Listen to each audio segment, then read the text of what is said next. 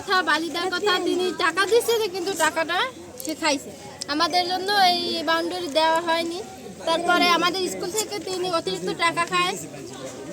সব স্কুল থেকে ফিস নেয় 400-500 টাকা, কিন্তু আমাদের কাছ থেকে 1000 টাকা নেয়, 800-900 টাকা নেয়। কিন্তু এই নিয়ে আমাদের আরও অনেক আন্দোলন হয়েছে, কিন্তু তারপর তো আমাদের ওই দিয়েছে, হুমকি দিয়েছে যে তোমরা মিথ্যা বল। টাকা কামাই করতে পল্টুরে দিয়েই তো, পল্টুরে ব্লেজার দিত, পল্টুর বৌরি শাড়ি দিত, পল্টু সেই ছায়ায় লাফাইতো এবং উনি সেই ক্ষমতায় লাফাই। মূলত তার অভিযোগের কারণ কি? অভিযোগের কারণ সে বেতন, পরীক্ষার ফি বা দুর্নীতি, চাঁদাবাজি, অনেক কিছু তার অভিযোগ।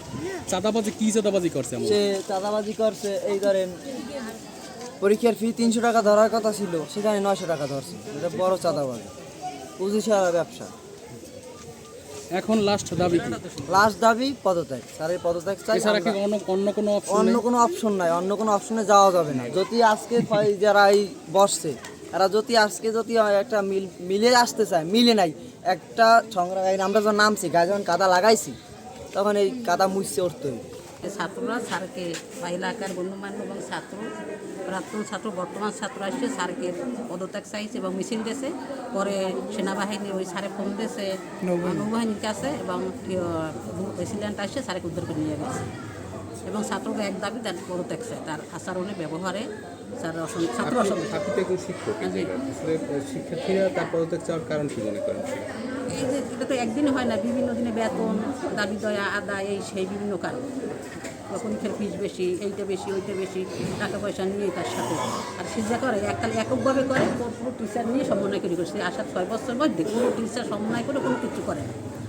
সে নিয়োগের ব্যাপারে কিছু টাকা পয়সা খাইছে, এটা মোটা অঙ্কের, হ্যাঁ মোটা অঙ্কের টাকা পয়সা খাইছে। কত টাকা হয়েছে জানা আছে? এতদিন আওয়ামী লীগের ছত্রছায়ায় থাকিয়া জনাব জাবির হোসেন এবং পল্টু এবং মঠবাড়িয়া শিক্ষক সমিতির সভাপতি ছিল রেজা, এই কিছু লোকের ছত্রছায়ায় থাকিয়া উনি যে এত অন্যায় অত্যাচার করছে এবং আমাদের শিক্ষকদের সাথে এত অরাচিকি করছে, যেটা আমরা ভাষায় কারণে প্রকাশ করতে পারবো না। যে আমরা 6টা বছর পর্যন্ত কত যে অত্যাচার, অনাচার, ব্যভিচারের ভিতরে আমরা ছিলাম। আমি মোসাম্মদ রুনা আক্তার, আমার 3 বছর ছিল বেতন ভাতা বন্ধ, এবং আমি এই আনোয়ার, এই জাবির, এদের মাধ্যমে, এবং আমি 6টা মামলা খাইছি। তার মধ্যে গাইবান্ধা, গোবিন্দগঞ্জে মার্ডার মামলা পর্যন্ত আমি খাইছি, এই মহিলা মানুষ। তাহলে সুতরাং আপনারা বুঝতে পারেন যে সে কত খারাপ লোক। আমরা তার পদত্যাগ চাই, আর কোনো আমাকে দাবি নেই। এর খালি এইখান থেকে পদত্যাগ এর সাথে জাবির ছিল, পল্টু ছিল, তারপরে রেজা ছিল।